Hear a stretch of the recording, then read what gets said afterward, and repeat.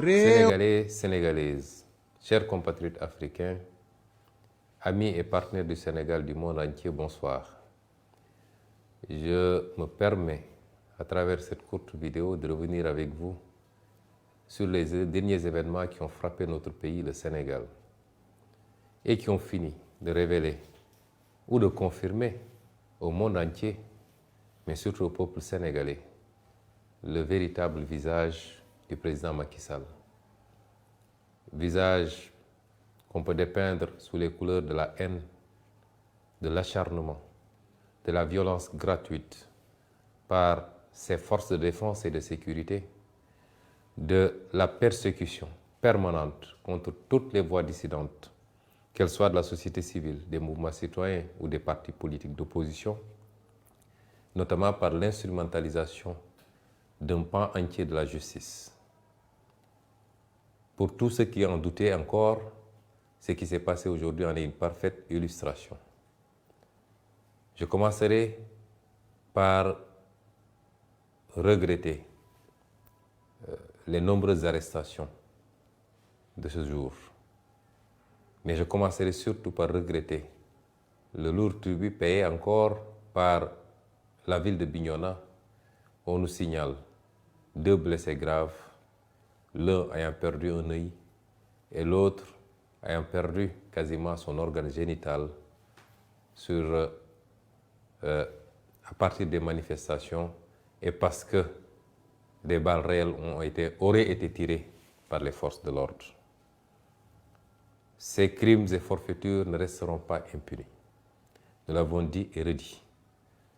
Tout ce qui s'est passé ces 12 dernières années et qui a occasionné de lourds dégâts, de lourdes pertes en vies humaines, en intégrité, en atteinte aux intégrités physiques, mais également en emprisonnement fortuit et gratuit, ne restera pas impuni.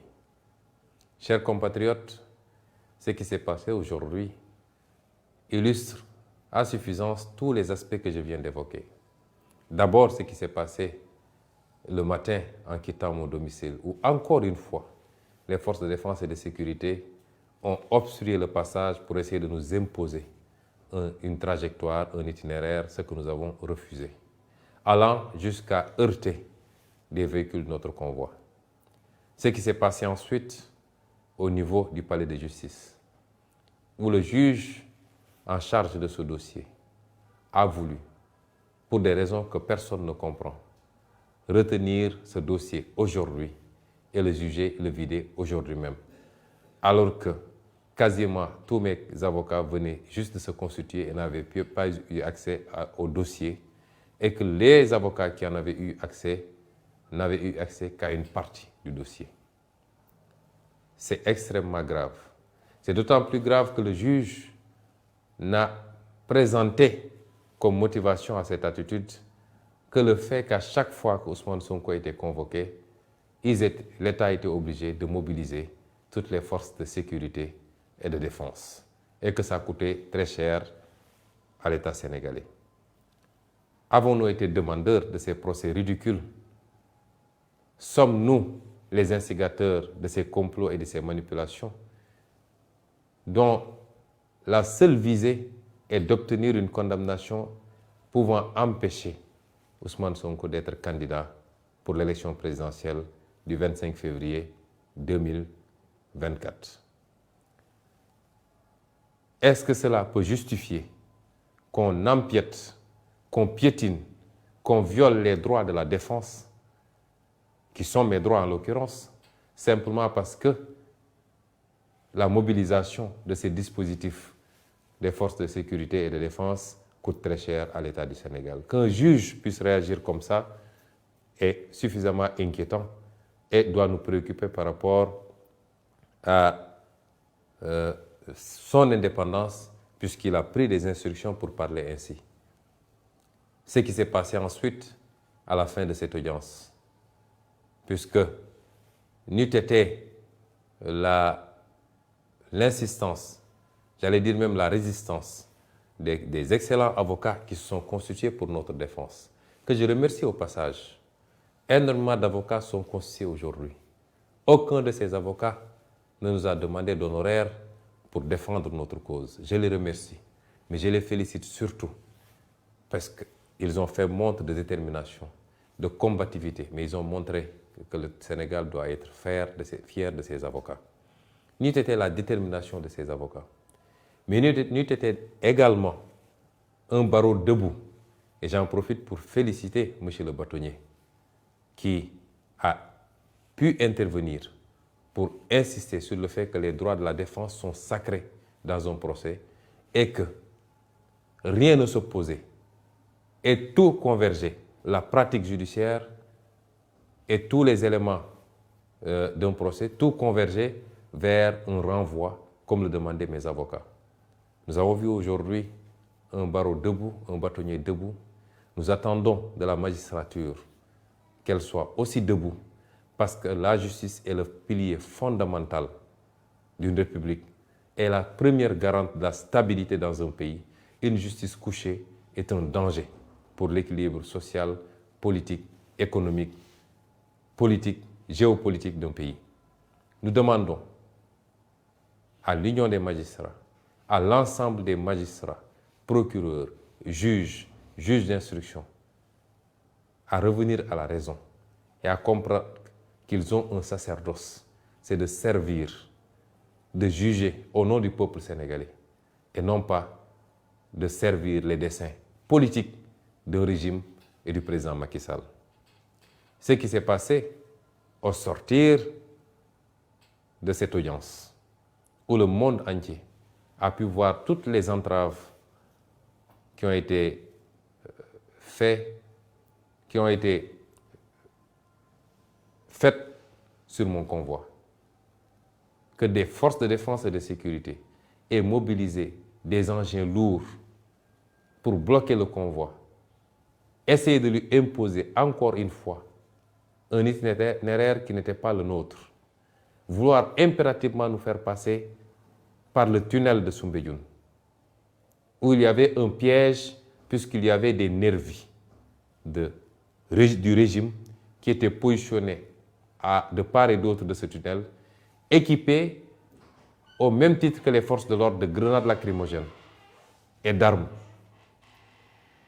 Ces forces de l'ordre ont voulu nous forcer à passer sous le tunnel, alors que rien ne s'opposait à ce qu'on puisse passer au-dessus du tunnel. C'est cela qui a amené le blocage du convoi, léger de grenades lacrymogènes, et c'est ça qui nous a amené à la situation que vous avez vécue. Ces mêmes forces de défense et de sécurité ont voulu m'imposer de sortir de mon véhicule pour entrer dans l'un de leurs engins blindés.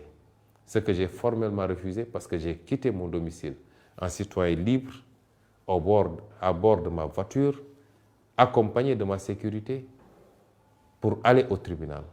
Et je tenais à rentrer dans les mêmes conditions.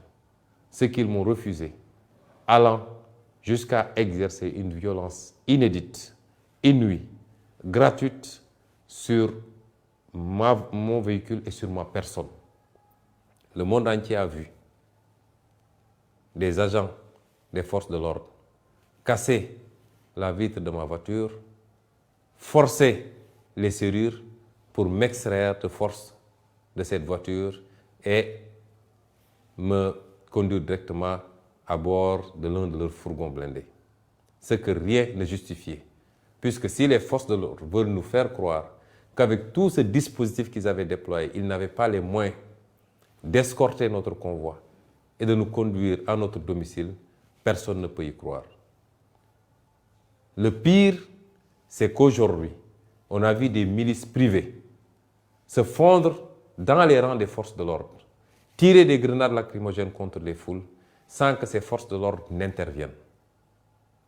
Ce qui se passe dans ce pays est extrêmement grave. Le régime de Macky Sall entretient une milice privée que tout le monde connaît et reconnaît, que nous connaissons, que nous avons identifiée, photographiée. Et cette milice, aujourd'hui, commet des exactions contre les populations. Un des acteurs éminents de la société civile a parlé de guerre civile la dernière fois. Certains se sont empressés de s'acharner contre lui. Mais le président Macky Sall nous conduit directement vers une situation désastreuse. Parce que personne n'acceptera de se laisser tirer comme des lapins par des milices privées entretenues par le régime du président Macky Sall. J'en appelle donc à l'ensemble du peuple sénégalais. J'en appelle à la communauté internationale pour vous dire que celui qui s'est présenté à vous comme un démocrate, qui a essayé de dépeindre son opposition comme une opposition violente, déraisonnée, est le seul dictateur, le seul violent, le seul haineux qui existe aujourd'hui au Sénégal. Le Sénégal est un grand peuple qui a jusqu'à présent résisté à tous les soubresauts, qui n'a jamais connu, qui n'a jamais été traversé par des considérations liées à l'ethnie, à la race, à la région d'appartenance. C'est seulement sous le régime du président Macky Sall qu'on a commencé à entendre ces discours haineux. Je veux dire à cette communauté internationale et au peuple sénégalais que cette obsession pour le pouvoir et pour un troisième mandat est en train de mener le président Macky Sall et son régime à franchir la ligne rouge qu'aucun président avalu n'avait franchie dans ce pays. Celle-là qui nous conduit vers la déstructuration du tissu social. Il est temps d'arrêter le président Macky Sall. Dès demain, nos avocats qui sont en train de travailler sur les suites à donner à tout cela déposeront certainement des plaintes, même si on n'a pas espoir, vu ce qui se passe dans la justice sénégalaise. Mais certains comportements et certains crimes ne sont pas prescriptibles. Contre tous les acteurs qui ont été mêlés à ces exactions, à commencer par le ministre de l'Intérieur, les généraux et chefs de la police qui sont mêlés à qui sont les donneurs d'ordre, les commissaires et autres commandants qui y sont directement mêlés, des plaintes seront déposées parce que nous ne laisserons pas passer de telles attitudes qui ne relèvent pas d'une police nationale, mais qui sont des attitudes de banditisme. Comment pouvez-vous imaginer qu'un grand avocat comme Maître Clédor Ciré Ly, l'un des meilleurs d'Afrique de l'Ouest, procédurier et pénaliste, ait été brutalisé, extrait de force de la voiture pour être conduit dans un fourgon blindé? Comment pouvez-vous expliquer qu'un avocat qui a plus de 42 années de barre comme Kawsu Kaba Bodian, plus de 80 ans, soit aujourd'hui brutalisé, qui ne présentait aucun risque, aucune menace pour ses forces de défense et de sécurité? Comment pouvez-vous expliquer ça? Qu'est-ce qui peut justifier ces actes gratuits de violence et de vandalisme policier sur ordre du président Macky Sall et de son ministre de l'Intérieur?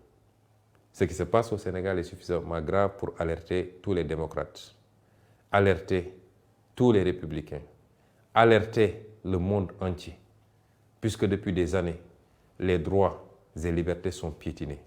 La démocratie est à l'agonie. Je féliciterai et je remercierai tous les acteurs politiques, tous les acteurs de la société civile qui se sont offusqués de cette situation, parce qu'on sort carrément du cadre de la politique. Je veux dire aux Sénégalais que nous sommes en train de nous approcher dangereusement de la ligne rouge. Et celui qui n'en est pas conscient devrait prendre conscience parce qu'il est temps. Celui qui en est conscient et qui observe en spectateur doit comprendre qu'il ne sera pas épargné si cette situation parvenait à arriver à cette ligne rouge. Je voudrais également dire qu'on ne peut pas arrêter la mer avec ses bras. Ce qui inquiète le président Macky Sall et son régime, c'est qu'il est même mal à l'aise. C'est cette déferlante humaine à chaque fois que nous sortons. C'est cette popularité grandissante. Je l'ai toujours dit, ce n'est pas un mérite. Et les Sénégalais ne nous suivent pas, n'adhèrent pas à notre discours et à notre projet par rapport à notre personne. Nous avons beaucoup travaillé à faire comprendre aux Sénégalais là où nous voulons aller. Ce combat pour la souveraineté, ce combat pour la dignité recouvrée, ce combat pour la réappropriation de notre destin national, c'est ce que les Sénégalais ont compris. Et c'est pourquoi ces milliers, ces millions de jeunes sortent à chaque fois pour suivre nos convois, pour adhérer à ce projet. C'est pourquoi ces milliers d'intellectuels adhèrent à ce projet. C'est pourquoi la diaspora, dans presque sa globalité, adhère à ce projet. C'est pourquoi même les forces de défense et de sécurité, qui exécutent des ordres, souvent malgré eux, adhèrent à ce projet. C'est pourquoi tous nos compatriotes africains nous suivent de très près, comprennent le discours et adhèrent à ce projet. Si le président Macky Sall pense qu'il peut arrêter cela par l'intimidation, par l'instrumentalisation de la justice, par la violence gratuite, il se trompe et il est temps qu'il revienne à la raison. C'est la dernière fois que je le dirai.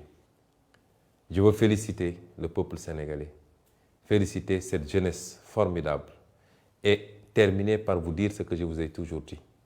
Nous ne vous décevrons jamais. Nous ne vous trahirons jamais.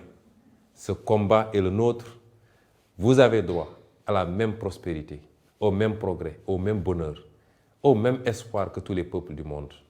Nous ne vous décevrons jamais.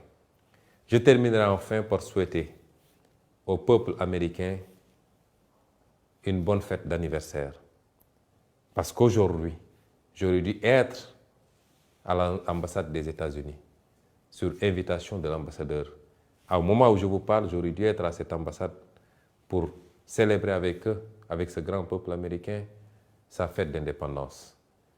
Je suis, malgré moi, sous résidence surveillée et de manière tout à fait illégale, parce qu'aucun juge n'a décerné une ordonnance pour que je sois sous résidence surveillée. On me refuse tout déplacement hors de mon domicile, barricadé par des chars de combat, par des dragons, par des véhicules lourds et par des centaines et des centaines de policiers et de gendarmes. Je voudrais dire au monde entier que voilà le visage de Macky Sall et de son régime. Je vous remercie.